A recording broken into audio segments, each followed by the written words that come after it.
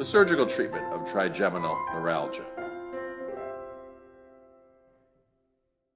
If conservative therapies have failed in alleviating the pain for patients with trigeminal neuralgia, it is considered a surgical condition.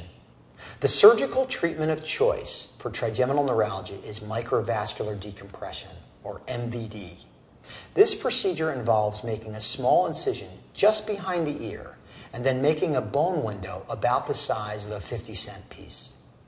The covering of the brain is then opened, and a natural pathway between the skull and the brain is followed down to the nerve. Most often, the nerve is compressed by a vessel just as it exits from the brainstem. The offending vessel is loosened from its tetherings and flipped away from the nerve and brainstem. It is then held in place with a few soft pads that are customized for the anatomy to hold the vessel away and allow it to remain open, but away from the sensitive area.